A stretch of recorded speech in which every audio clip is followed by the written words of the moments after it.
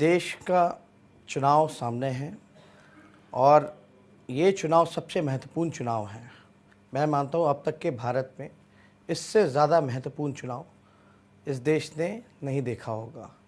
और ये अब आप लोगों को फैसला करना है कि आप देश को बचाइएगा, संविधान को बचाइएगा, आरक्षण को बचाइएगा, या जिन लोगों ने सिर्फ़ और सिर्फ आप लोगों को ठगने का काम किया है, जुमलेबाजी की है, गप्पे हाँकने का काम किया है, मुद्दों पे नहीं बल्कि नफ़रत फैलाने की राजनीति की है, भाईचारे को बांटने का काम किया है, उसलिए हम आप लोगों से रूबरू होने आए हैं और चाहते हैं कि जो सच्ची बातें हैं, जो मुद्दों की बातें हैं, उस पर हम लोग चर्चा करें, ना कि सिर्फ़ और सिर्फ मोदी जी पे चर्चा करें।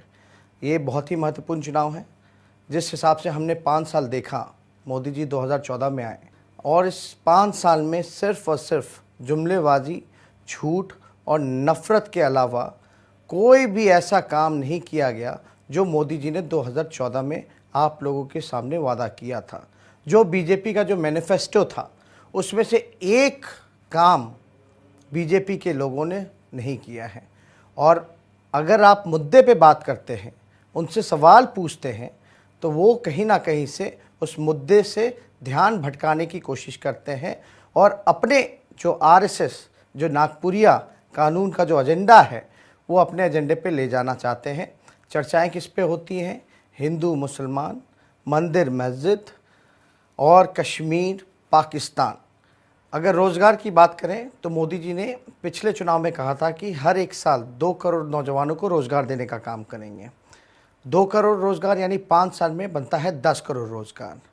एक सर्वे के मुताबिक, जो सरकारी सर्वे है, उसमें 2018 के साल में ही लगभग 1.5 करोड़ रोज़गार जो है मोदी जी ने छीनने का काम किया। देने की तो छोड़ दीजिए, अगर नोटबंदी के बाद अगर देखा जाए तो लगभग जो है टोटल 1.5 करोड़ और 3.5 करोड़ अगर मिला लें तो 5 करोड़ रोज़गार जो है मोदी जी ने खा गए। टोटल नुकसान जो नौजवानों को हुआ, बताओ नौजवानों, लगभग 15 करोड़ रोज़गार जो हैं मोदी जी ने पूरी तरीके से खा जाने का काम किया। और इस बार के तो मैनिफेस्टो में उसका कोई जिक्र ही नहीं है, कोई चर्चा नहीं है।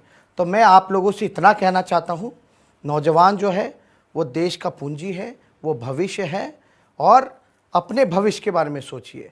मोदी जी और तेजस्वी का कुछ नहीं बिगड़ना है, लेकिन आपकी तरक्की होगी तभी देश की तरक्की होगी, तभी हमारा देश जो है बनेगा।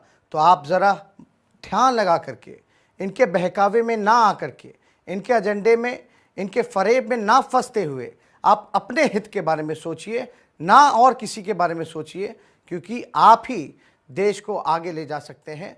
और ये इतिहास बताता है कि जब भी युवाओं ने एक मन में ठाना है, तब तक चाहे सत्ता में कोई भी बैठा हुआ हो, कितना बड़ा भी तानाशाह क्यों ना हो, एक बार युवा जब मन बना लेता है तो पूरी ज़ोर से जो है तख्त को हिला कर रख देता है। और मैं इतना ही कहना चाहता कि ख़ास तौर पे हमारा जो देश है पूरे विश्व में सबसे नौजवान देश है, युवाओं का देश है। और अगर देश की बात की जाए तो बिहार अगर देखा जाए तो बिहार सबसे युवा राज्य है, प्रदेश है। लगभग 60% युवा हमारे बिहार में रहते हैं। जिस हिसाब से बेरोज़गारी बढ़ी है, हम लोगों को चिंता होती है कि आगे हम लोग क्या करेंगे। और एक बात और आप लोगों को बताना चाहेंगे, लगभग 22 लाख नौकरियां जो सरकार में रिक्त खाली हैं, ना नीतीश कुमार जी ने भरने का काम किया, ना मोदी जी ने भरने का काम किया। और अगर ये दोबारा सत्ता में आ जाएंगे तो ये सरकारी नौकरी को ख़त्म करके रख के पूरी तरीके से निजी क्षेत्रों के हाथों में दे देंगे, प्राइवेटाइज कर देंगे। वो आपको मन चाहे जब चाहे हटा दे, जब चाहे रखें, कितना मेहनत कराएंगे, काम कराएंगे, जितना उनको पगार देना होगा वो देंगे, कोई गारंटी इसका नहीं ले सकता। इसलिए आप लोगों से विनती करता हूं कि देश को बनाने का काम कीजिए, मोदी पे ना चर्चा करके मुद्दे पे चर्चा कीजिए।